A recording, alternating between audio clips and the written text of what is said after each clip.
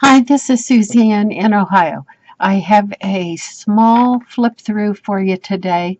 It'll be very quick because I feel like I'm sick of this journal already.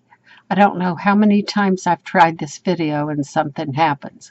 I know the frustration now of the YouTubers who say, oh, this is my third try, or this is my fourth take, or my computer ate my video. I think I've experienced it all today. But I'm calling this little journal Journal Number One. It is already on my Etsy site, and I'll just point out some features about it. It's got fibers, and it's actually a fiber collage with some elements on top. This little specimen-like slide kind of idea I got from Jibid Neri. She has wonderful, wonderful, creative, original ideas. Oh, I thank her so much for sharing. This is some of my hand-dyed lace. I've mentioned it in other videos, and I'm soon going to do a video on that and put that up on Etsy. I have wonderful colors with lace, paper, and fabric all to match. So let's open this little journal. Here we go. So I line the inside of the cover with tracing paper with prints of 1700s original handwriting on it. A couple little collage items here and a couple little things tucked in here. This is one of my word plaques, and let me get the autofocus on for a change. If you didn't see these in another one of my videos, you might want to look them up. How I made them, and you can download the images off my Etsy site. So there's an interesting thing. This little thing is a shrunk down original copy of a high school essay called Winter Birds of Ohio. It's as cute as a Dickens because you can see the original handwriting. Let's see if I can get this fussy camera. Come on. Doesn't seem to have anything to focus on. There it goes. And you can tell it's written with an old-fashioned fountain pen. Very interesting. So those two things tuck right in here.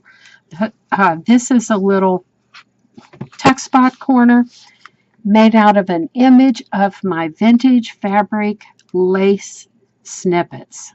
Oh, that's hard to say. I'm not going to say it again. I'm just going to go one of those. I have them in several different colors on my Etsy site. Let's see, 6 different colors. And you can download the images and cut them out. And there you have beautiful corners and tuck spots all at once. A print of one of my watercolors and just writing space on the back. These are all coffee dyed pages. A famous quote about bees, a print of vintage embroidery, tracing paper page with a little icon kind of piece of artwork there. One of these, and then this little tuck, it's a tuck, and then fabric collage, and then little paper tabs on the corners of the pages. Copy of one of my fabric pieces and front of a seed packet. I especially love the artwork on that. One of my textiles, another word placket, shrunk down version of, I guess it's first and second stanza of a song, and it's called Power of Song. Vintage handwriting and all. Paper tab, tuck spot out of one of those, and a print of one of my pen and colored pen drawings, writing lines on the back of that. This is one of my compilation pages. And here's the story behind the compilation pages. I wanted something on my pages other than totally plain. I don't know how to use Photoshop, although I have it on my computer. So I created some things I call compilation pages, and that gives me some effects on the page without having to learn that program. I don't know. I think I'm too old for that learning curve. But here's how this is made. I had an image of hexagons. I overlaid it with sheet music. I overlaid it with crumpled up layers of wax paper or tracing paper, either one works, and then just simply laid it down on my scanner and scanned it. And in this case, I shrunk it, and that gives me any size image that I want. So it gives you a clear spot for writing and a little interest, things of interest on the outside corners. So there you have that. Little tuck spot out of a vintage envelope. It's 1946 or 36, I forget. I'd have to get a magnifying glass now to look at it at this stage. The other side of the compilation page, I put a little butterfly on here, and I'll see if I can show you this butterfly up close, because this was the thing that made me laugh.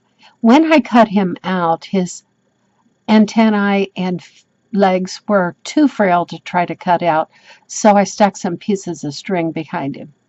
And there you have it. He's whole again. Belly band out of one of those things, along with a stop and a little card that you can write on the back. One of those. And teacup. Now, these teacups I made were out of fabric, and they're actually fabric appliques. But then I lay them down on my scanner and print them, so I end up with a nice paper element as well as fabric element. One of my fabric collages, little tuck spot out of a butterfly. And this is a textile that I'm working on. This is going to be the front of a bee journal that I'm working on. So I scanned it, shrunk it down, and there it is. Okay, this page, another coffee cup. I made this one out of paper. It slips in that little fabric tuck spot, fake fabric, because it's really just a print. And when it's in the tuck spot, it keeps a flap from opening. So that's kind of cute. And then you raise the flap up, and you've got a little writing spot, and then, of course, a tuck spot right there. And in here, I put a copy of a vintage pillowcase embroidery and faint, very faint writing lines on the back. Pinterest image. And this is a collage that I made out of hexagons, colored hexagons, and shrunk it down, and that makes a nice little tuck spot. Again, image of a vintage textile. And when you turn it over, another word plaque, and that is a tuck spot, but I didn't have anything in it. And these are shrunk down images of some of my watercolors, and the watering can is free flowing there. Free floating, I should say. This little collage is, you can plainly see another copy of that Power of Song in that vintage handwriting with a feather. And these are my painted feathers. Some of those are on my Etsy site if you're interested. Another one of my feathers and feathers. And here in this back and last tuck spot, just a printout of one of my textiles. So there you have it. Half-dressed, #1, little vintage nature type journal. And I feel like I've talked for hours because this is about the 4th time I tried to do this. So I'm just going to sign off quick and say thank you for all the YouTubers who share their tips, tricks, and techniques. It gives me a jump-off point for creativity, and I just thank you so much. All right, folks, thanks for watching, and please come again. And I will see you soon.